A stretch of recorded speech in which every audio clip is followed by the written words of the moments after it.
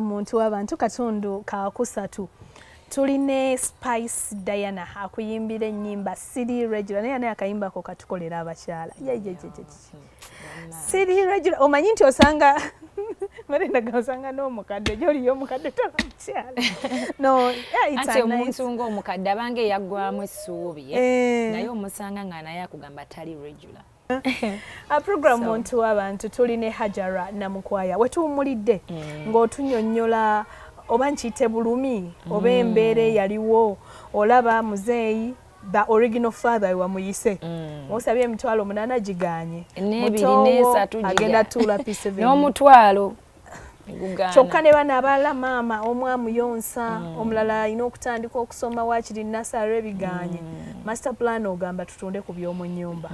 abaguzi wabafunye oba wali ogenda bitembeeya naye kati noloza ebintu biyinza obbulaagula kubanga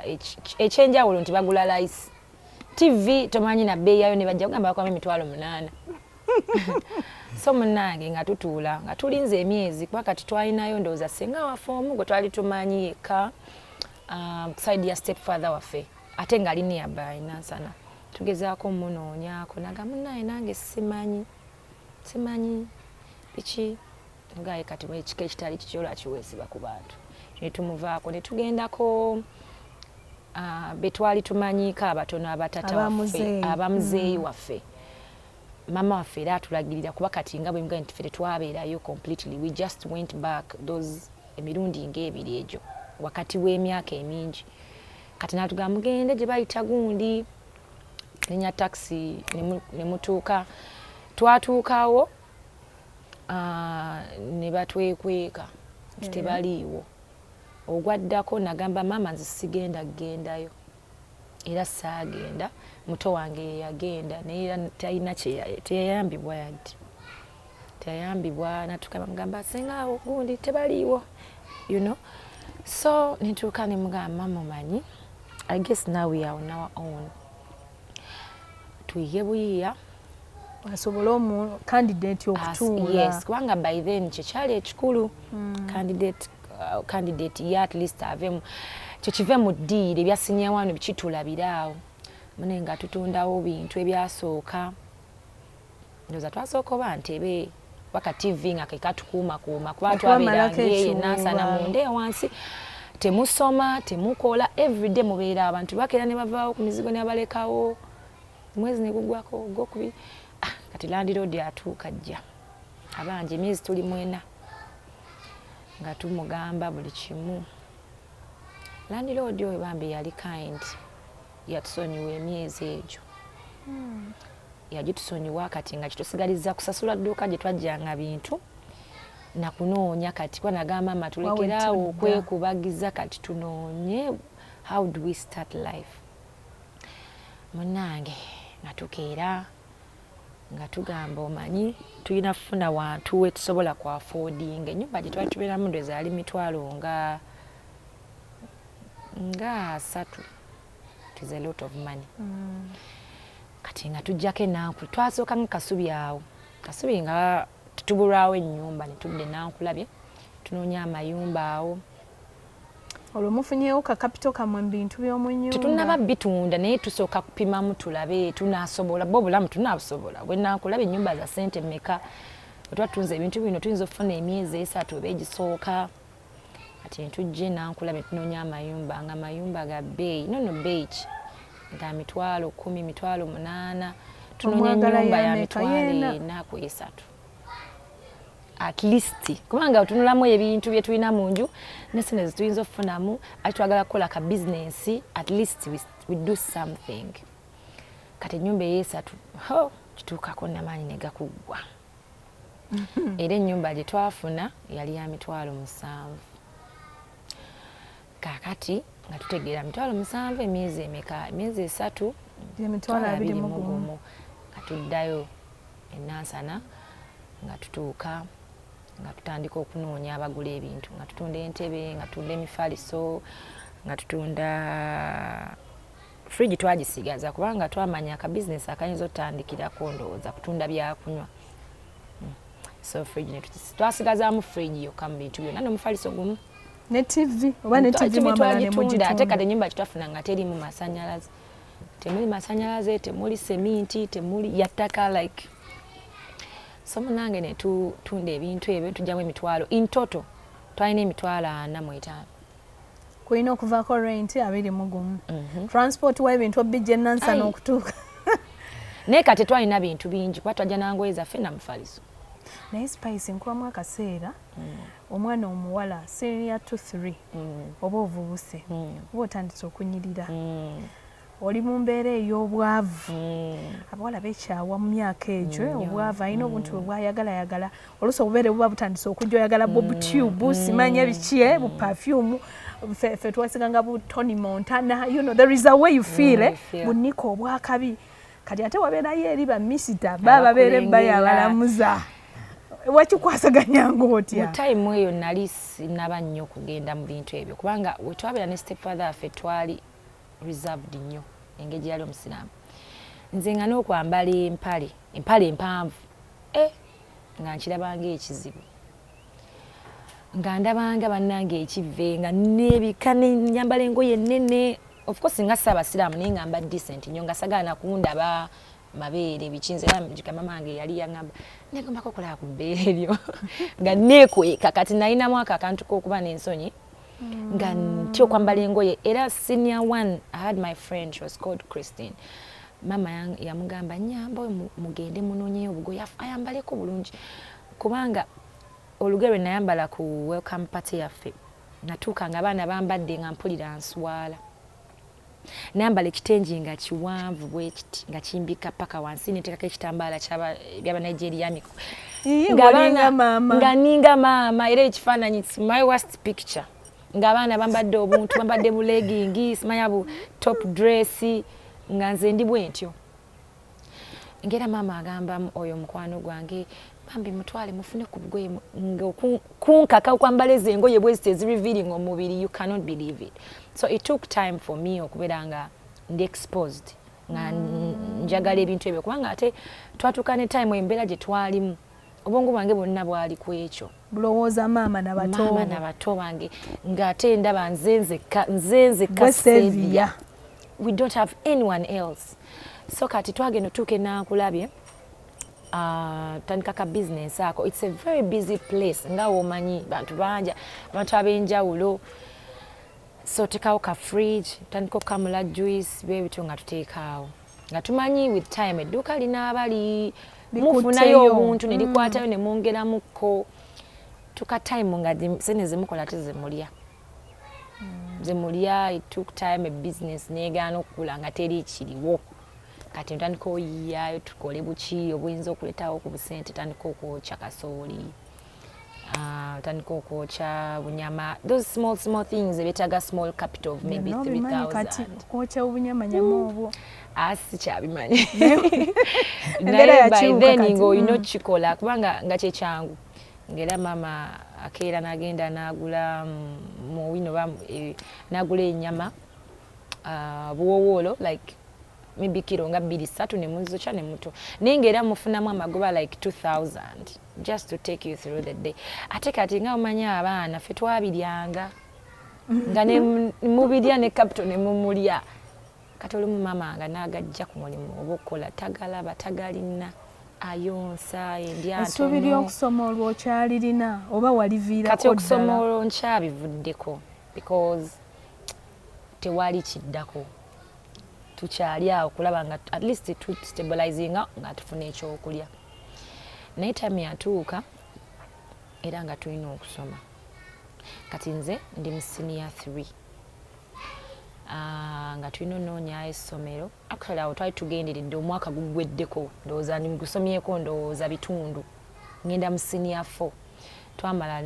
sister wange n'atuula P7. Era results twazijjayo but at least yatuula kyo ne kiggwa. So twatuuka time nga tulina onoonyayo amasomero kati nze nasooka sisi nali ngenda mu candidate class nefuna essomero eyo mu Kiwunya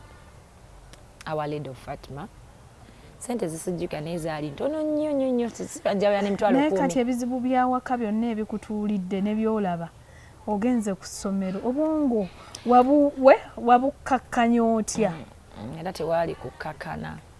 kubanga tunulira batoobo nga batudde awo kati oyo brother wange atandise okuwulira ddala banne basoma atudde banne baby class takyasobola kugenda tasobola agenda mu top class tajjaamu kubanga akuze tasobola ayina tandika maybe mu P1 oba P2 kati ten twanoonya twanonya essomero there was a school nga liri eyo nga Kawaala nga lya bwereere ng'ogula requirements so twalifuna nga liri twamutwala agenda agire naye ng'akyusa ku bwongo so kabenga asoma then sister wange yoyo wa senior wano n'alindako era ndowooza senior wano teyagisoma mu bufunze kati ono tulina ayonka ne kati ayonka nga bwe buzibu bwaffe kubanga alina okulya kale ffe muzunga you have friends we had friends mugenda mu mikwano gyammwe ne muwefula abakyadde ne mulya ne muvaayo naye nga maama alina okulya ate afuna amabeere ayonsa omuto aba akaaba buli kaseera bannange emyezi gigenderera kati 3 gye twasasula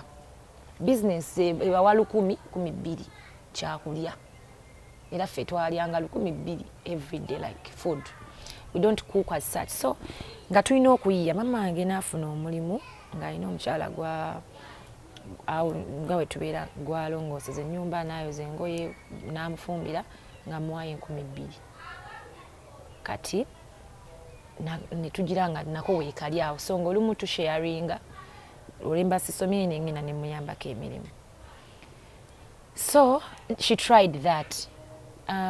then nagezaako okutunda engoye okutambuza webityo byalingamu akasente naye ngaako watambula distance ayinza okuva nakola epaka Kyengera nakumawo ng'ebigere bizimbi you feel sad for her nomugamba mama manyi guno mulimu guleke kale nga gwayinza ofisaako ng'omutwalo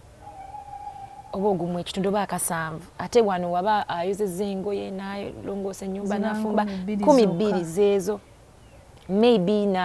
n'amawolu kuba omukazi nga omanyi like abalinamu kasente babamuko n'amawolu kati nga ye amanya 12 naye abaana bange ngenda njafunayo n'amawolu ng'omukazi ate tuwaayo amawolu aga kati oba bafumbye nga breakfast amawolu ebyejjo baba tebajja birya naye embeera eyo nabwe ogirowoozaako nakati bw'oli statement ki gy'oyinza ofulumya simanyi ndoza nja kifuna maaso eyo katuumulemu katundu kakusatu ketufundikidde tuli ne Spice Diana atunyumiza obulamu bwayiseemu ebiseera ebisinga oyinza okubeera eyo ngolooza gwe kyoyitamu kyekinene oba kye wali oyiseemu ngolooza kyekisinga oba n'olaba omuntu n'ogamba ono tayitangako mu mbeera gye mpitamu ye kati bakulaba n'obwala sikini tolina g'ogamba nze nali tandika oyimba abantu balowooza ndi rich kid kubanga nze ne packaging ate ne gye nabeeranga enankulabye abantu tebamanyanga bulamu bwange navanga eyo mu Kiwunya gye twasulanga naye nga bw'ojja eno ku main road abantu balowooza mbu oli rich kid ave wansi katuumulemu katono tovaawo njagala nkubuulire sofa nze kye naakategeera nti mu nsi muno entandikwayo oba obuva obwo oba bye wayitamu tebina we bigaanira kutuuka ku kiruubirirwa kyo in life ate ebimu ebyo tulina bweyambisa okutunyweza kubanga bikushepinga maybe n'obukkakamu gye wabujja kubanga Spice atunyumiriza tusembye bali nankulabye tuli mu kutetenkanya obulamu maama akola emirimu atambuza engoye lwafisa akasente akangi naye ate azimba ebigere kyokka ate wano waakolera okumpimpye esente ziba ntono naye amawolu go gavaayo naye era nga nawo omugongo gumuluma biki kati ate twatuuka time ng'alina okunoonya ku mulimu oguyinza omuwanga monthly pay nga kale ng'omuntu yenna oba weegombako ka salary ogamba oba kekanampa ku sente nnyingi kati tu applyinga mu KCCA afuna omulimu gwasobola okukola kuba teyasoma talina kyalinza kukola kati mwasaba mulimu kolera kubo era like nga omanyi nti waliwo munno gwomanyi nagamba gezaako kali so kati bino edduuka liri awo just kupassinga time ate ddyo twalirekawo nga lituyambako veeri wansi gye twabeeranga nemufunako exposure nemuteeba wannyo kubanga eri tewabeerekanga kubanga tetulina amasannyalaze tetulina seminti tetulina anything wadde akabalaza nothing mulina kutwala tulo ne mwebaka ku mufaliso gumu mufaliso ogwo abantu bataano tulina abaana babiri bafuka so for 4 years almost 3 years kati mwagwanikanga wa because tewali shade nzigotta bwete twakafulumyanga ne tugezaako kateeka samoya era ne kakala ne mukazi zaayo munda naye ng'abaana bafuka you wake up n'otunula buli kimu how you sleep nebikusukkako nobirekera Katonda ate nze I loved my family nti nga sisobola kugenda mbuno ogende wantu wonna we wogome awo ffe twakula nga tuli like together bebamwe you're just on your own so mami nafuna omulimu mu KCCA nalandika okwera ekkubo kati nga babasasula kasente ndowooza kaweerako ndowooza emitwalo nga 20 ziba nyingi ffe zaabanga nyingi kubanga kati twatandika okubanga tulinako essuubi okufunako school fees weziba zizza omwezi musasulako ka rent ne school fees kati bino bye muyiyizayiza ku bbali ne mumanya nti mujja kufunako okulya oba mufunayo ebbiri ffe kasa tufuna 2,000 olunaku oba 1,000 it's enough for the day. Olunaku lwamwenga luyitawo. Yes, tugula maybe echindazi ne tusharinga. We used to feed on that like for some good time. Atenga what matters is the 2 babies. Bana abato. So holidays nandiko kubanga nonyo omulimu naye nkolanga. Mirimu kyo. Kwenagwira supermarkets ne wali supermarket je nafuna we bakuli nintandika okukolaawo buli holiday. So nakolawo holiday nga kasho abana abakwata obusero abakwata obusero so kati nakolako by the way mune mu bbala nenema before the supermarket imagine omwana omuto okola mu bbala kyokka so nengamba biriyo navaayo nnyumba ne bakama bange abasajja baagala okukwatirira olina okuseka nabo mukamaawo eno bajje batawaanya ggwe nabavumavuma nti nze nenvaayo gone kunema so ninonyayo omulimu oguli decent kubanga we nagenda nalowooza tugenda actually eyantwala yangamba batunda chips nentuukawo nga ate waliwo ebbaala already nakkiriza okola nengamba kanatandika okukola olwo nga bagambye kuwa sente za buli lunaku 13 kati nga nkola every evening nga nvudde ku ssomero so newannema eyo ogenda mu supermarket naye yo nga ya holiday yo ya holiday kati nagenda first holiday nenkola actually yo ndowooza nakolayo holidays 2 nga maze senior 4 actually imbozi ya senior 4 I'll come back to it so nasomayo nagenda nenkola kati we nali mmaliriza nengamba mukama wange ngamba ngenda kuddayo ku ssomero naye badde nsaba munkuumireko ekifo kyange komewo nja nziremu nkole nali nkola bulungi so tebaagaana nengenda nensoma nenkomawo kati awo nemala senior 4 nga sigenda kweyongerayo senior 5 senior 6 registration biki byonna byonna mwali ketalinga yeah we managed to somehow in a funny way lwaki ogiyita funny way it's a funny way because yali muko embeera y'ekiyaaye kubanga ate mami wange saakimugamba kino kikola ng'omuwala nti wenatuuka mu senior 4 eyali omu ku basomesa abakulu abanene ddala he wanted to take advantage of me kuba natuuka nga tulina registeringa nga sirina sente nemutuukirira nemwesooka before nemugamba amazima sirina sente my mom enfunayo entono sente ziyinza okulwawo okujja oba obutagira ddala I have no hope naye mbadde nsaba bangumiikirizeeko I'll bring the money balime kungobagoba kakati omusajja n'abanga akkiriza kati oluvannyuma ennyo ampita akawungeezi era nasanyuka ampita akawungeezi naŋŋamba kakati kyewaŋŋambye nja kikola naye mbadde njagala obeere mukyala wange obeere something like that sijjukira bwe yakiphrasing naye nze nga ntegedde kyakola kyategeeza n'agamba mama wo tomugamba don't tell anyone akozesa obutamanya bwennyini n'okuba nti sirina njagayaga I want to study ndi mu senior 4 kati nawulira bubi nnyo nensoka nembanga pretending nti it's okay nsobola ovaawo kati nentandika omuavoidinga mu kumuavoidinga yanyiiga bwe yanyiiga n'atandika yatusomesa one of the subjects yatandika okumpisa obubi yampisa bubi nga njerega mu class nga nvuma buli ekisembayo when he gets a chance ngomanya omusomesa bajja mu class n'agamba wano waliwo n'abamalaaya abeetunda beefuula mbunno okitegeera like he's making me feel bad about myself n'abeera nga nambuulinga ng'olumu nza n'ofuluma mu class nengenda so time yatuuka nendekera awo genda ku ssomero kati nga sigamye mama wange lwaki sigenda ku ssomero nemmala weeks 2 kati omusajja yali yampandiikira bukiiti before I kept them nendekera awo genda ku ssomero andika okuntumira abaana like betusoma nabo abamanyi kaduka kafe kabayitawo Hajara gundi teacher gundi amuyita agende kusomera enkya kati mama nga mugamba bango ba school fees so agenda kusomero atubeera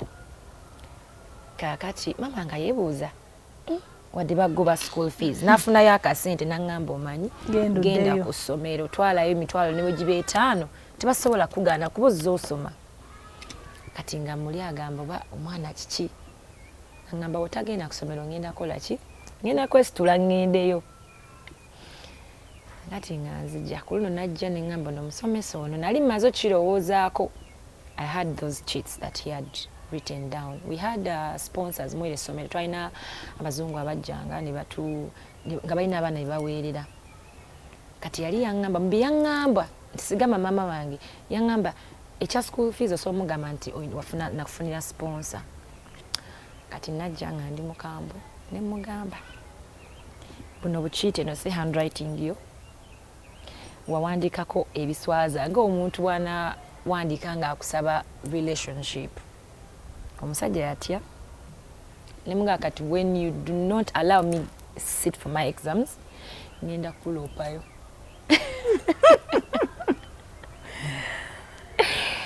omusajja yatya nnyo is a big guy in the school. It's going to be really shaming. Hajara abaana bangi bayita mu mbeera eyo ngera naye bw'ogambye. Naye abamu ng'awulira anyigirizibwa era ng'alina ku TV ate kati mulembe gw'amasimu abalala ali ku ssimu naye anyigirizibwa agamba mbreakinze ntya silence eno nsharinze nani kino nkiyiseemu nti ate no gw'okirabidde na masomero naye abamu n'awaka wennyini we babeera n'emirimu mukama we kitegera osobola mugamba samugamba ndoza naye mugamba luvannyuma. Sometimes it's so hard in a situation job oli mungeyo kati nganze bwenkunyonyodde zinali first of all my mom was going through a lot nga so more stress eyo bimuisamu esomero gyensomera abanyamba buyambi okunzikiriza okubeerawo simanyi bwe kigenda yine bamala bango bakati mbanyiza kuddawa ndi mu candidate class so olumu boy no kubeera omuvumu like no strong you speak out Zinalinja era ekyo kiba kugaana nalinja kwogerako with one of the teachers. I knew it was going to be hard for me. Naye akakodyo kange nali ngamba bwe kagaana okola nja kwogerako n'abasomesa. So you try as much as you can oyogere. Era nze nalumba ye ne mugamba buno papula bonna mbulina bujulizi. Toyina weegaanira nti wali onforcing to have you. era omusajja nga alina kukkiriza n'ampandiikiranga akapapula kanzikiriza okusoma n'ensoma neoleta ne sister wange naye n'asoma nga wendi byonna kubukwakuliza obwennyini muntu w'abantu Sunday no wetukomekereza naye yampalana yanvuma kati the only thing he had was to bully me naye yansange Makerere awo nga nsome Makerere anti yangamba siina lugendo nkomaawo yansanga lumu nali campus najja nga atambuza bigere ate nga nze nvuga mu motoka ne mugamba oli otya nagamba ndi wano yantunulira nagamba wano nakyeno watuukayo actually yasooka kumbuza watuukayo oti eno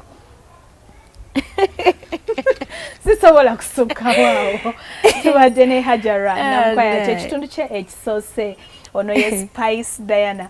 bulijjo oli eyo ogamba omumanyi naye emboozi gyanyumiza ddala ogimanyi kati no tujja n'ebirala bingi mu kitundu ekyokubiri nga bino ddala oli sita eno Range Rover eyogeza abantu obwama ku social media eboogeza obwama naffe tubeera eyo munaye oluusi n'oyitaayitamu nendiraba kino bakiyita batya bakiyita kyuma guuma luuma baki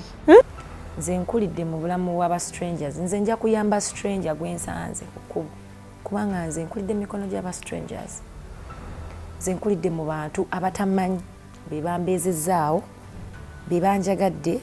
be banfudde kyendi kyova olaba sijja genda kwesiba ku gwemmanyi weewaawo nze Sanyu Robina Mweruka Omukama Katonda akunkuumire tudde mu Sunday ja